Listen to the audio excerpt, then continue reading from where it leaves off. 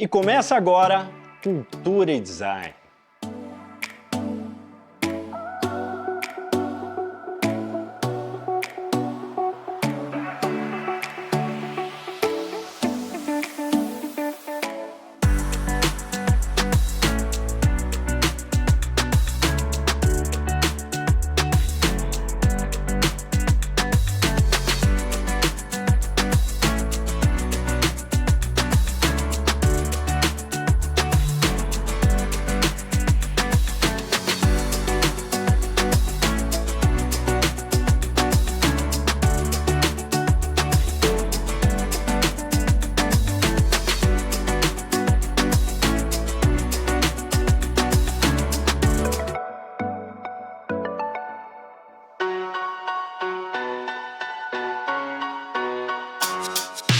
E na série Arquitetura e Design no Brasil, Liberdade, Arquitetura e Design em Minas Gerais.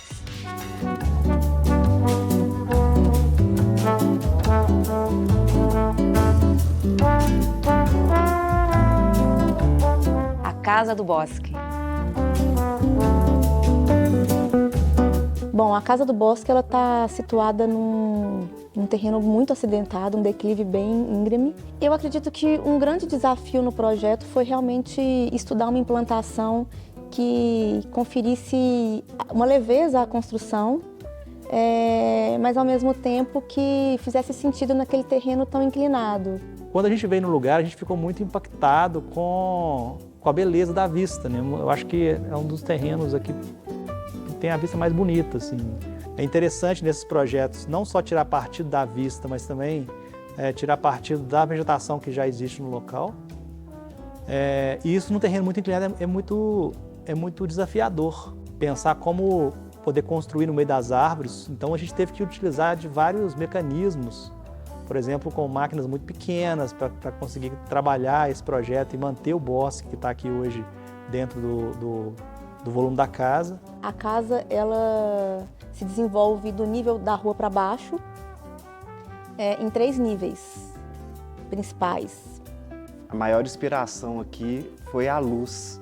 A gente encontrou o bosque que existia, todas as nuances de luz e sombra que passavam pelas árvores. Acho que isso foi a inspiração.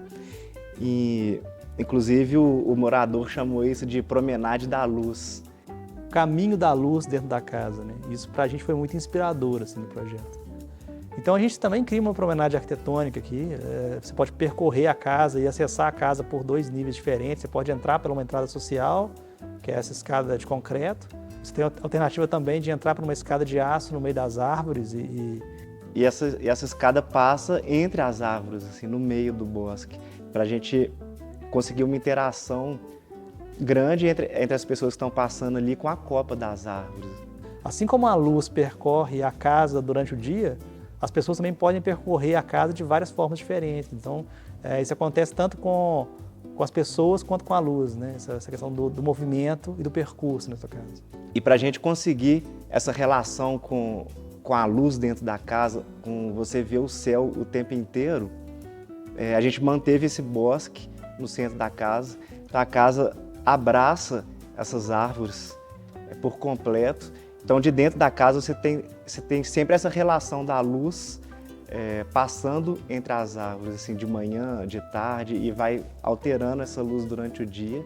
E uma coisa que era muito importante para a gente era que todos esses níveis eles tivessem um contato direto com o terreno, de forma que você conseguisse sair e pisar na terra. Mas a dificuldade maior é com relação às raízes. Então a gente sempre tem que preocupar onde a gente está alocando as fundações, os muros de arrimo, para evitar cortar as raízes, né? Você pode danificar uma árvore, uma raiz, pode matar uma árvore, né?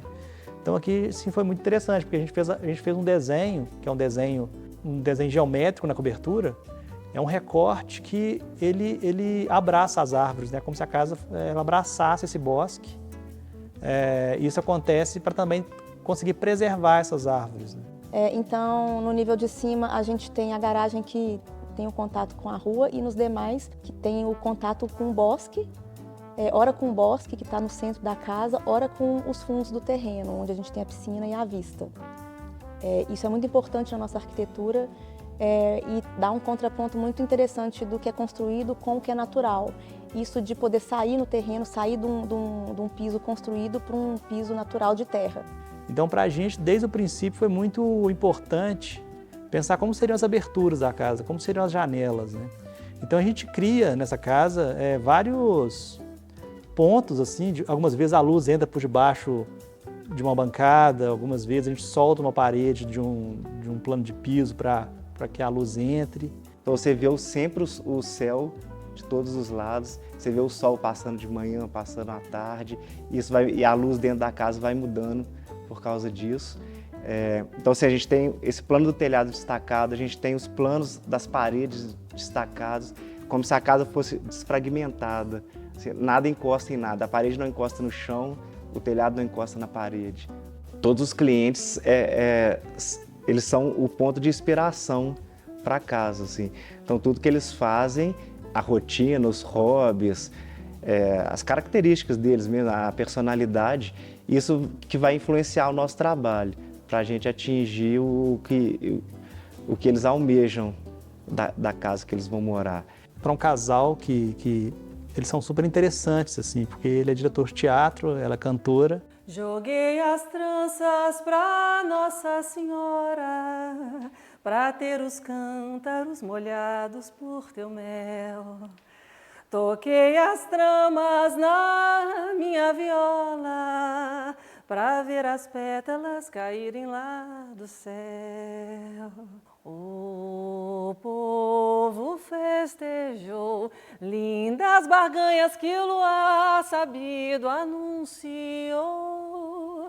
A moça se enfeitou para que pudesse dar a prece ao teu amor.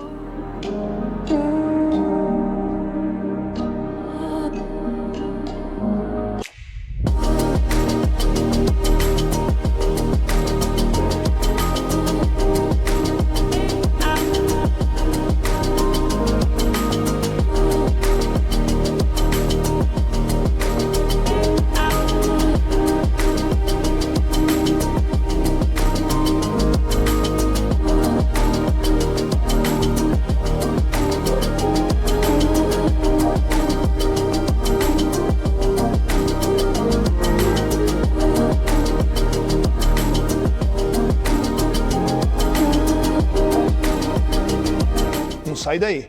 Cultura e Design volta já já.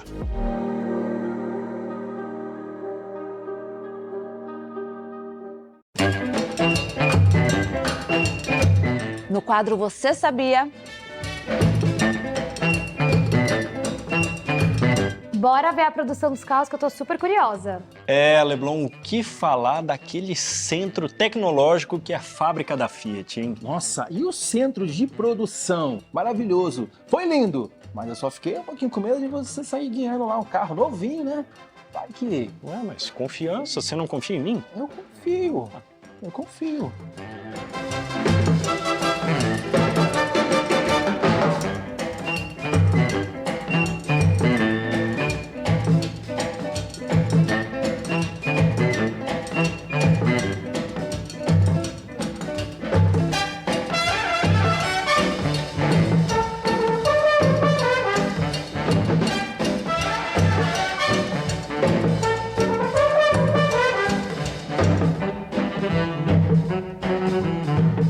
Ô Leblon, melhor que o seu patinete, né? Ah, não tenha dúvida, né? Tá brincando comigo? Se ele ficar pronto aqui, eu vou te levar pra passear no Pulse. Top. Ó, Leblon, quem sabe com esse Pulse aí, pode começar a chegar na hora, né?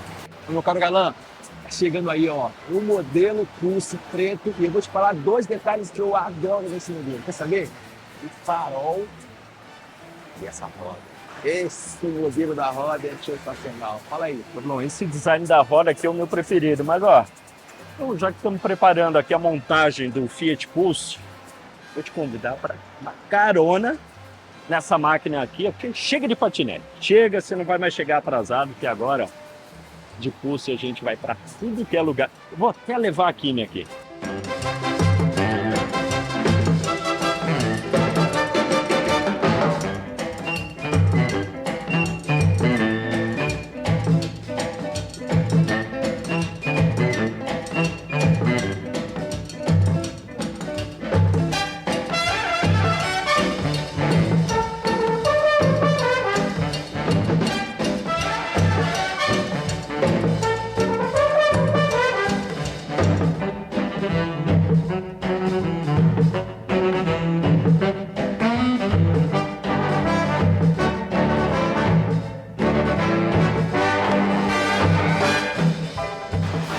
isso. E aí, você não parece um cachorrinho, não, né?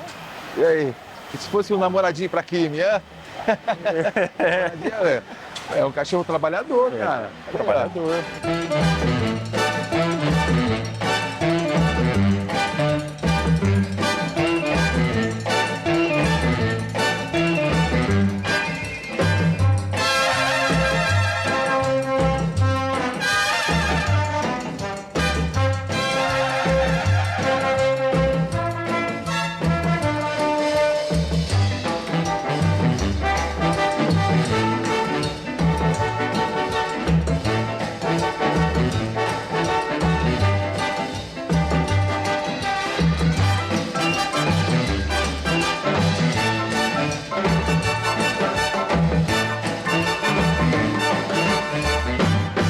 Qual você prefere?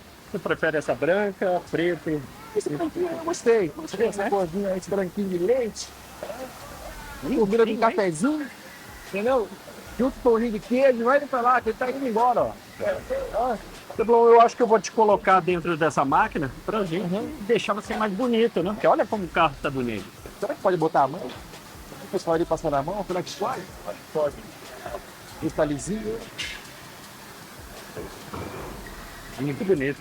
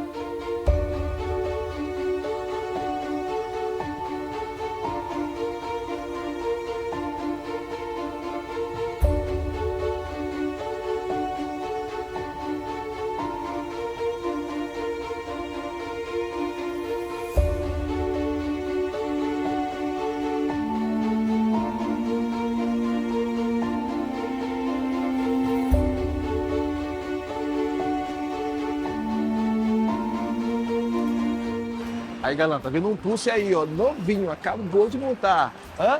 Novinho, Leblon, agora chega de atraso, hein? Daquele convite lá que você me fez, é agora ou não? Bora?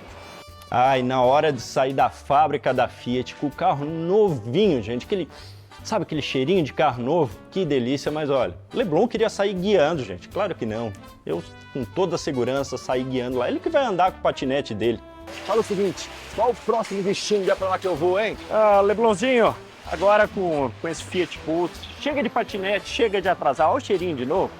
Então eu vou te levar lá pra sua terra, Rio de Janeiro. Ah, cidade maravilhosa? Vambora! Pensou, hein? Cara, passeando lá, hein, nas praias do Rio de Janeiro. Caraca, esse Pulse novinho. Olha como é que a porta bate macio.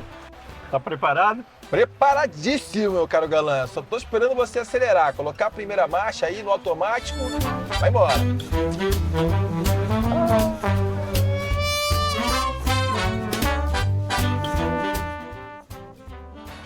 E aí, meu caro galã, esse carro é lindo, maravilhoso. Pô, melhor que o patinete, hein, Leblon? Ah, aquelas praias. Eu vou colocar aqui já, ó. Rio de Janeiro. Ipanema ou Copacabana, hein? Copacabana. Ah, Leblon, né? Ah, Leblon, é isso. Partiu Rio de Janeiro. Ah, carro novinho, né? Nossa, acabou de montar, cheirinho de novo, no plástico ainda, e você saiu dirigindo. Errou ali um pouco a marcha segurança de todos, eu como mais responsável saí dirigindo esse carro. Mas depois você ficou com o carro, né? É, e ó... Carro maravilhoso. Você ligou o rádio?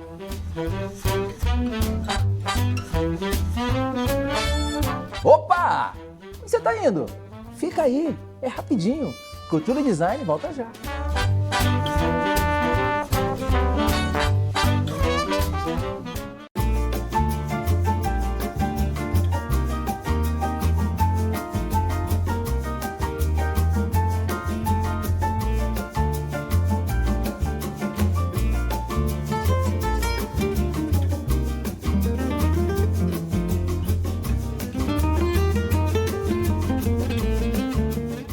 fundação é a responsável pela transformação, é o núcleo de transformação da ArcelorMittal voltado ao social. Então, a gente é responsável por fazer os investimentos sociais do Grupo ArcelorMittal no Brasil. E nossa estratégia, tanto da marca quanto do que a Fundação faz, é de criar mais impacto na transformação a partir dos projetos e do investimento que a gente faz. Esse parque, os jardins foram projetados por Burle Marx, ainda não estão inteiramente implantados, estamos com o projeto de fazer a implantação desse jardim e a casa ela é atribuída a Oscar Niemeyer. É um parque novo, isso daqui é a antiga sede a residência do governador, é uma área de um pouco mais de 40 mil metros quadrados, estamos ocupando por enquanto quase metade dele e o objetivo é oferecer um lazer cultural à cidade. Bom, para a gente é muito importante conhecer e mapear os territórios onde a gente atua. E a partir desse conhecimento, desse mapeamento, a gente leva projetos para esse território, projetos de transformação, né, que vão gerar economia, que vão gerar criatividade, que vão gerar impacto social positivo nesses municípios, a partir dos diversos programas, a partir das diversas atuações. Então, conhecer a realidade daquele território, e hoje são mais de 65 territórios que a gente atua, e levar os projetos nossos a partir desse olhar é de extrema importância para a Fundação ArcelorMittal. Belo Horizonte é uma cidade com poucos parques, com poucas praças, com poucos parques. E esse é um lugar privilegiado da cidade, é um lugar mais fresco da cidade, talvez, com uma característica muito importante assim, do ponto de vista do lazer, que é a dimensão dele, que não é tão grande, e ele é fechado com uma portaria. Primeiro, as famílias têm uma liberdade de soltar as crianças e têm garantia de que elas não vão para a rua, estão seguras aqui dentro. E depois também tem uma coisa que é o lazer contemplativo, que ele é uma coisa que acontece quando as pessoas se sentem seguras. Então elas aqui dentro, elas seguras, elas relaxam mais.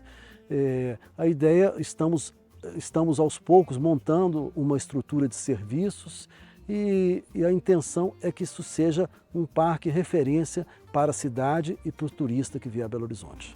Dentro do eixo de cultura, a gente olha para a formação de público, para o teatro infantil. Então hoje a gente tem um programa que trabalha teatro, né, com crianças em diversas comunidades. E para o outro lado, da geração da economia criativa, a partir do Forma e Transforma, onde a gente leva arte e formação para diversas cidades e municípios.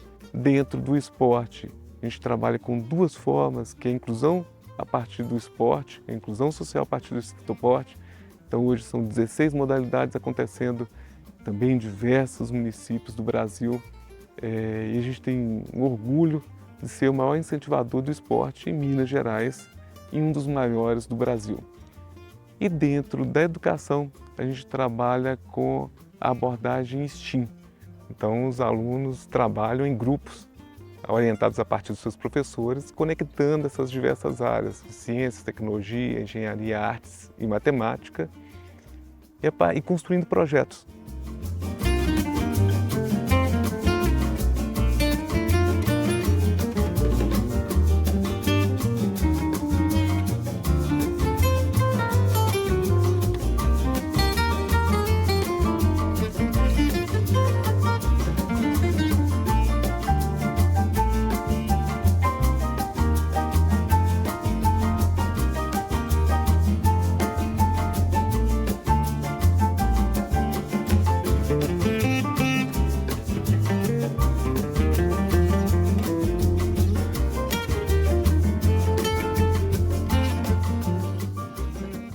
Você sabe por que a Líder em Aços está fazendo o maior investimento do setor no país? Porque esse é o nosso compromisso com o Brasil. Transformar a construção junto com o André, alçar novos voos com a Jennifer e ser a parceira das pequenas e grandes histórias do país, criando, junto com você, as soluções para um futuro melhor. ArcelorMittal, aços inteligentes para as pessoas e o planeta.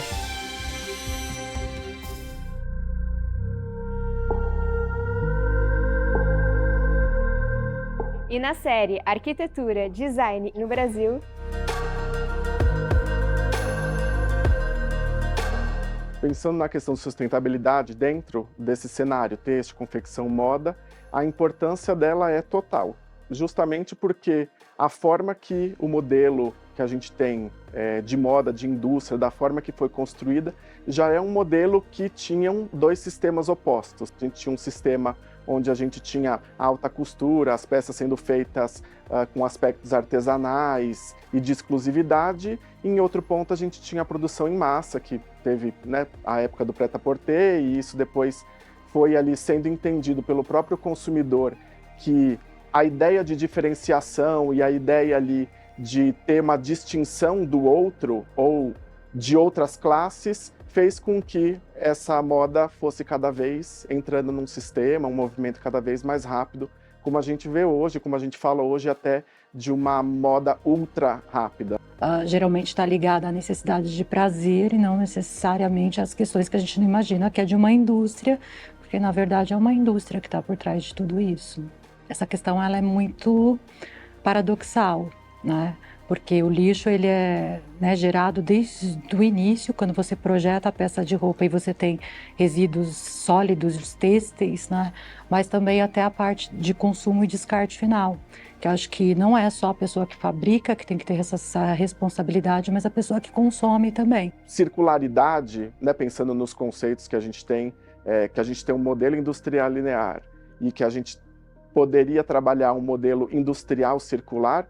A ideia nesse momento é que a gente está num período de transição. Disso a gente também tem o envolvimento dos grandes, as grandes empresas, as magazines, as empresas internacionais, então não são confecções de bairro ou locais que vão resolver, a gente tem que pensar de forma coletiva, e a gente tem o próprio lado do consumidor, né, a potencialidade que ele tem de pensar, trabalhar e poder guiar a indústria em torno do que ela está produzindo. E aí, a partir desses 3 pontos, é que talvez a gente consiga, do ponto de transição, chegar no modelo industrial circular. A minha própria atuação profissional, nos 17 anos que eu tenho na carreira, mais 10 anos de carreira acadêmica, né, juntos ali nesses 17 anos, é justamente perceber que através do ensino, da educação, que a gente consegue colocar essa sementinha nos futuros profissionais que vão trabalhar nesse mercado, para que eles possam ali, individualmente trabalhando dessa forma, construam um pensamento coletivo e que a gente possa chegar justamente nas empresas e também nos consumidores. O estudante aqui na universidade, tanto no curso de design quanto no curso de negócios, pensando em moda, ele vai aprender de maneira geral, né, em unidades curriculares ali, gestão financeira, vão pensar meio ambiente, vão entender como é que é constituída essa cadeia, pensar toda essa complexidade, né, que a gente acaba dividindo didaticamente nessas unidades curriculares, e aí, ao final ali do curso, a gente entende que ele está apto a pensar isso, né, a gerir em qualquer área de atuação, qualquer campo que ele vá atuar no mercado. Seja ele trabalhando como comprador de moda, ou trabalhando no chão de fábrica, num estúdio de criação de desenho de estamparia, ou trabalhando numa marca de roupa. A ideia é justamente ele levar todos esses conhecimentos interdisciplinares, transdisciplinares, para a sua própria atuação ali no mercado de trabalho.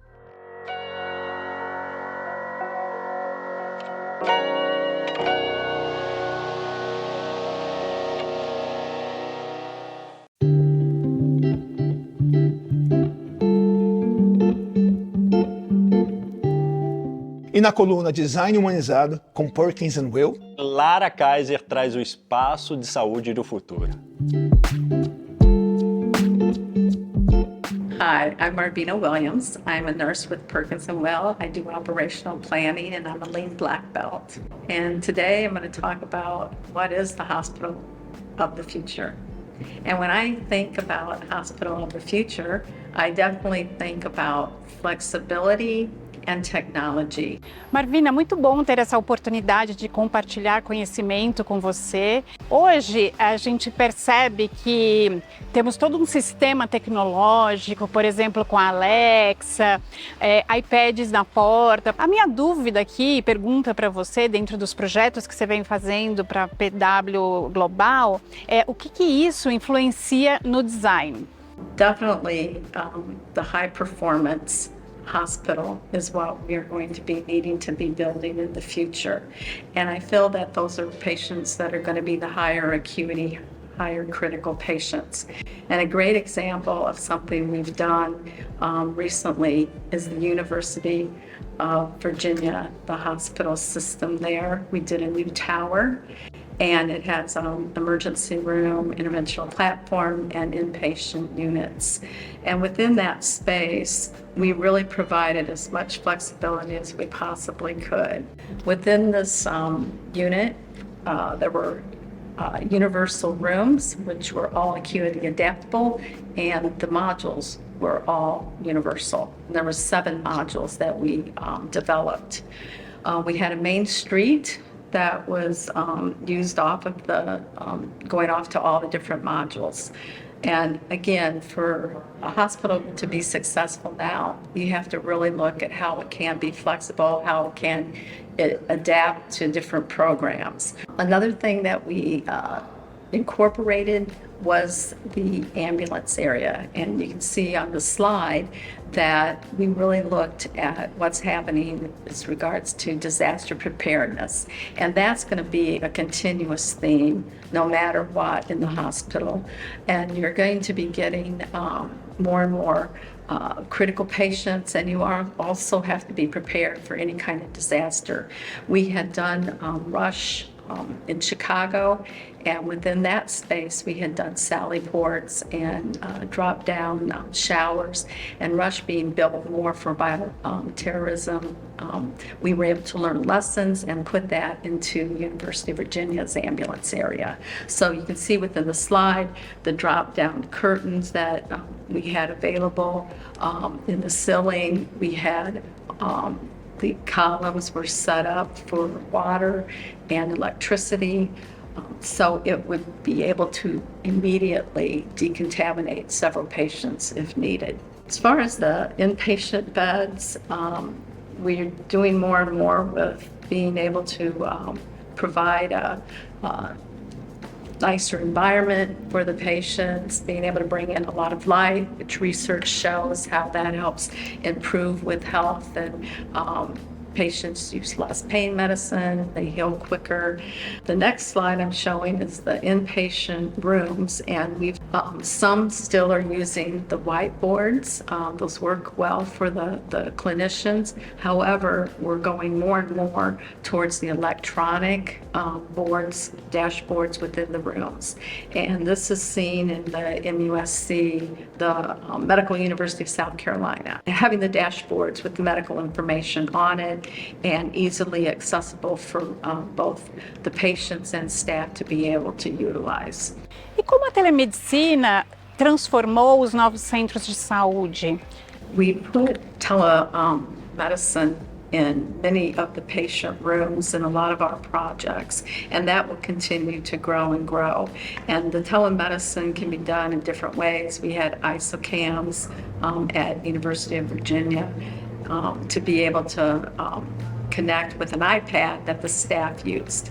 The staff still would come into the room and work, one-on-one with the patient, of course. But during COVID, it really was a great benefit because they could answer simple questions for the patient, and that way they could then be able to immediately deal with if there was an issue.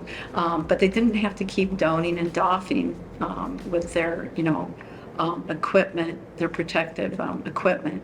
So it was a safety thing for both the patient and for the staff.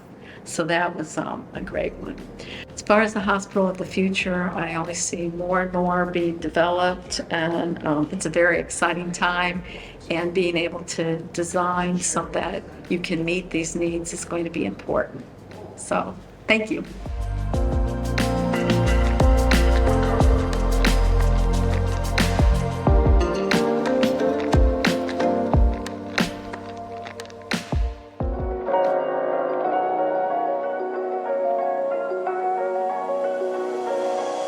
Edifícios hospitalares, eles têm um desafio já pelo próprio contexto, né? A própria especificação, o que a gente tem que atender em relação às normas. E hoje o que a gente vê mais e mais é a necessidade de que a gente atenda os quesitos relacionados à sustentabilidade. Ou seja, hoje a gente não pode mais excluir esse tema dentro dos nossos projetos. Acho que está conectado, inclusive, à questão da nossa essência como arquiteto. Hoje, dentro do Grupo Eliane, eu gostaria de entender um pouco como que estão os trabalhos feitos em relação à sustentabilidade e de uma forma mais objetiva nas especificações relacionadas à fachada. Por exemplo, sabemos que tem uma linha nova que é a Cleantech. Você poderia contar para a gente um pouco quais são os benefícios, aonde vocês têm usado, qual é o resultado disso? Então, a gente hoje, né, a gente tem essa linha Cleantech, e o Cleantech é uma tecnologia japonesa inovadora que tem esse apelo pela sustentabilidade, né? Então, ele tem na composição dele o dióxido de titânio, e esse dióxido de titânio é aplicado em cima do revestimento cerâmico. Esse produto Cleantech a gente pode aplicar tanto em fachadas aderidas, quanto fachadas ventiladas e ambientes internos também. Nós somos a única empresa brasileira que tem essa patente que pode comercializar. Então a gente tem uma linha de produção que fica na nossa fábrica, em Cocal do Sul. É um produto que a gente aplica e quando utilizado nas fachadas, ele auxilia tanto na limpeza, na facilidade de limpeza, e ele também purifica o ar. A gente faz uma comparação. Então, uma casa que é aplicada esse produto em 150 metros, uma fachada, ele é como se estivesse purificando o ar de 13 carros rodando 30 km por dia. Então, ela tem realmente esse impacto sustentável e ele traz todos esses benefícios. Em ambientes internos, ele também pode ser utilizado? Sim, então em ambientes internos a gente também tem duas fórmulas, né, que é para piso e para parede, e ele também tem a função antibacteriana e antiodor. Então ele evita a proliferação de vírus e bactérias nesses ambientes. Bastante interessante esse tema que você acabou de falar, até imaginando aqui mais para frente se é algum desafio que a gente possa propor aí para que você desenvolva algo específico para a área da saúde. Fica aqui a dica. Perfeito, obrigada. Cultura e design, volta já!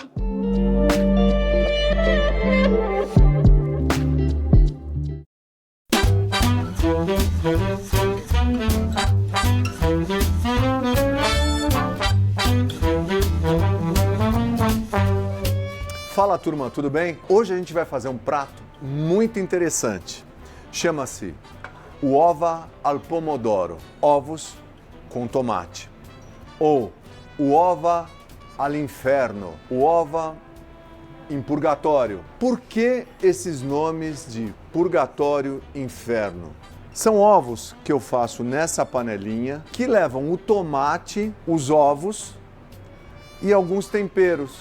Por que al purgatório e all'inferno? Porque os ovos ficam sofrendo no calor do inferno vermelho. O italiano batiza as coisas dele com aquilo que facilita, com aquilo que é engraçado, com aquilo que é pitoresco. Eu acho que eles provêm de uma cozinha muito simples. E aquelas cozinhas simples que a gente encontra no interior de São Paulo e do Brasil todo, do Goiás, de Minas, de todo local, elas são gostosas, elas são verdadeiras. E esse programa está a fim disso. A gente viaja o Brasil todo, a gente está para cá e para lá, está a fim de falar com artistas, está a fim de falar com gente que faz, parece um chavão, mas é verdade. Então, a gente não vai ser diferente nas receitas. E hoje eu trago para vocês esses ovos, tá bom? E vou trazer para vocês, olha que delícia, alguns alites, que seriam as anchovas. Como o tomate é mais leve, os ovos também e o alite vai trazer, vai fortificar essa nossa receita. Tutto che ci metti ti ritrovi. Tudo que você coloca nessa receita, no final dela você vai encontrar. Portanto, quando você faz, diretor, quando faz o pernil lá de final de semana, se você coloca um vinho ruim, Eric, o que acontece? Você no final vai sentir um ranço, porque os temperos também tem que ser de primeira linha. Não existe coisa que já está ruim, vamos colocar que é só no tempero. Ó.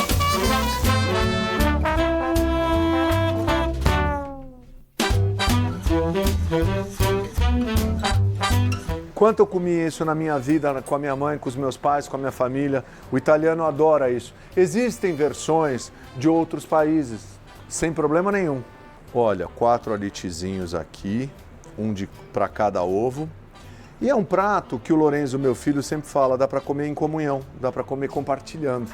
Porque cada um vai comendo na panela, com uma torradinha, fica uma delícia. E aqui a gente pode também jogar algumas folhinhas de manjericão. Acho que vai ser bastante legal nesse sentido. Agora, as torradinhas chegaram, ó, torradas, que a gente faz aqui o nosso pão da casa. Pode encaixar uma torrada dessa no próprio prato para ser simpático. E tá aí, mais um prato gostoso que a gente pode fazer na casa da gente. Se você gostou e se você tá gostando daquilo que a gente está fazendo, vem aqui no Folha para você provar. Me espera no próximo programa. Um beijo. Tchau, tchau.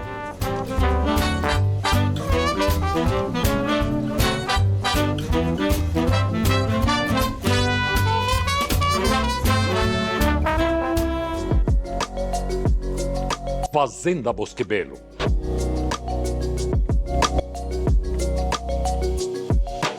Oi, gente! E o É Pra Lá Que Eu Vou dessa semana está no lugar pertinho de São Paulo.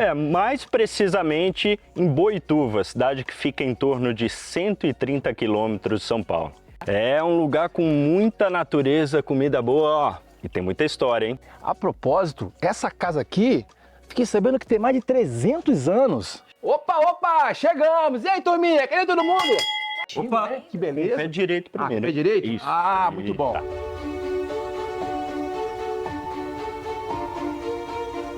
Tem uma pessoa que eu tô apaixonado aqui na fazenda, Bosque Belo Baguá, é Thalita. Gente, que almoço.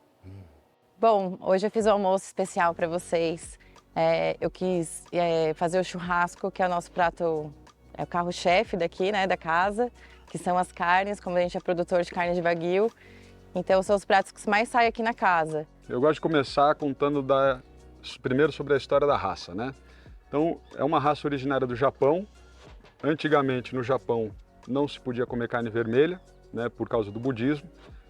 E durante a Segunda Guerra Mundial, o governo japonês liberou os soldados a comerem a carne para ter mais resistência nas guerras, né, nas batalhas. E os soldados, a grande maioria era fazendeiro, voltaram para suas terras e falaram, não vamos parar de comer, porque a carne realmente é muito boa. E aí eles desenvolveram cortes, né, e pratos com cortes muito pequenininhos para caso o governo aparecesse, não identificasse que tipo de carne era. Os estrangeiros chegaram no Japão principalmente pelo porto de Kobe. Por isso que eles voltaram para suas terras falando, comemos a carne mais macia do mundo, Kobe beef, foi a partir daí que ficou muito conhecido como Kobe beef. Mas o Kobe beef é o wagyu criado na região de Kobe. Qual que é a nossa filosofia aqui na Bosque Belo? A nossa filosofia primeira é, se a gente está tirando a vida de um animal para se tornar alimento para um outro animal, esse animal tem que viver o melhor possível. Então, quanto mais relaxados eles estão, mais eles consomem. E essa música é 24 horas? 24 horas. 24 horas. À noite a gente reduz um pouquinho por causa dos vizinhos, mas é 24 horas. O wagyu, como o Japão é um país composto por várias ilhas, cada região se especializou numa genética diferente de wagyu. Então, se eu não me engano, são 6 até. Uma é quase uma relíquia no próprio Japão. Mas fora do Japão só tem 2, que é o Akaushi, que é um wagyu avermelhado, de pele mais avermelhada, e o Kurogi, que é o mais comum, que é o preto com chifre grande. É tudo feito aqui na fazenda, né? Nossos temperos, praticamente tudo orgânico aqui. A gente escolhe sempre buscar tudo que é da fazenda e o que não é daqui, que é uma coisa bem legal também, nossa, são os produtores locais que a gente usa aqui. A gente sempre dá essa ajuda, esse apoio, além das coisas que a gente faz aqui, que é autossustentável, né? Acho que a maior magia dos nossos pratos é exatamente isso, né? De ser quase que 100% orgânico e tudo fresquinho. Thalita, que almoço maravilhoso foi esse. Aquela farofa com as castanhas, a carne então nem se fala. E eu tive que ser muito rápida, porque senão o Jean ia comer tudo sozinho. Carne de wagyu, arroz birubiru, não deixei nada. O pessoal queria filmar, mas eu já fui lá, a hora que viram eu já tinha comido tudo, não sobrou nada para eles. Bom, a gente tem um pomar aqui com uma grande variedade de frutas. Isso torna nosso cardápio bem sazonal, né? A gente tem os sucos naturais, quando tem época de limão, a gente faz torta de limão, faz os sucos, faz sorbet. Goiaba é a mesma coisa, faz calda, geleia, bolo.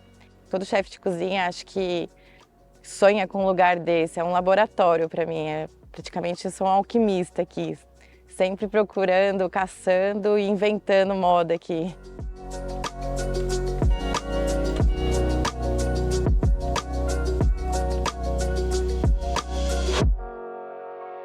Ô, Bruninha, me diz uma coisa. Você não ficou com medo da arara, não? Que nada, são os amores, Angélica. Tinha a Cocó e o dragão. O dragão era meio assim, mas a Cocó já virou minha amiga.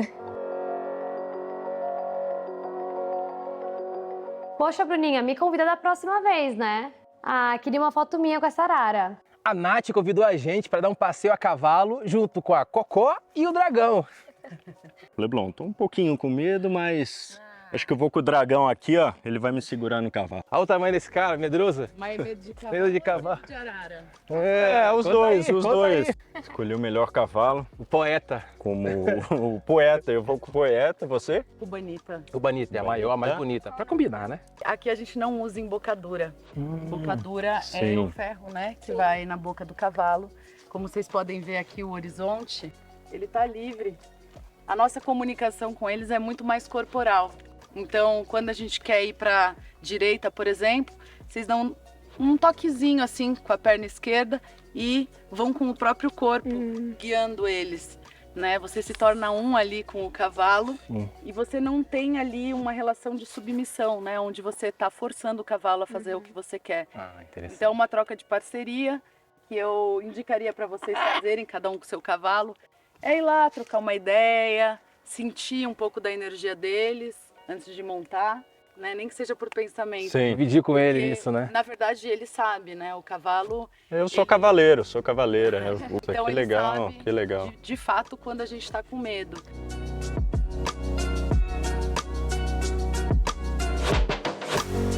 É sempre muito bacana, né, dar essa experiência para as pessoas, porque quando você não tá com um cavalo ali submisso a você, quando você dá a escolha para ele, tudo pode acontecer, né?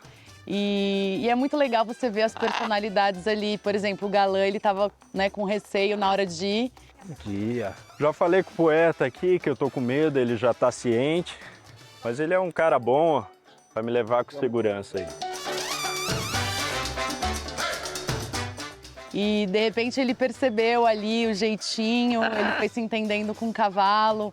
Turminha do Cultura e Design na Cavalgar. O Leblon, ele começou a atiçar ali, né, em um determinado momento, a Rubanita, e aí toda a tropa começou a ficar atiçada também. É o Cultura e Design em Boituva, no Bosque Belo, em contato com a natureza. E tadinha da Bruna, né, gente? Que viu a vida dela passar por um fio. Meu Deus, quando eu vi o cavalo correndo pro milharal, achei que ia me perder. Enfim, foi uma loucura. Mas valeu, eu gostei bastante. Ai, ela se enganchou no meu cabelo. E é exatamente isso, porque a gente vê, né, a personalidade da pessoa, tipo, nesses momentos ali, e o cavalo fica respondendo a isso, né? Leblon, tá devagar, hein? Ó, o Beto Carreiro da 25 ficou trancada. Peraí que ele tá... Ó, tá mordendo. Sensação maravilhosa, acabamos de voltar de um passeio pelos Pampas, uma cavalgada, eu e a minha égua Rubanita. O passeio foi maravilhoso, uma experiência incrível. Recebi uns toques, umas dicas com a Nath e o Jesus, de como ele se conecta com a gente, né? O nosso sentimento, o medo, a coragem, o espírito de aventura. E pra mim, deu tudo certo. Como a Nath falou, eu tava um pouquinho com medo, tava até tremendo um pouco. Mas eu fui lá, falei com o meu companheiro poeta. Falei uma poesia pra ele, ele gostou, deu uma risadinha e ó... Eu quero ver, Zé eu Trovão, quero saber Zé depois, Trovão. Nath, da lenda de ficar assado, de cavalgar, se é isso mesmo. Galã, vaqueiro aí, mandando bem na cavalgada aí.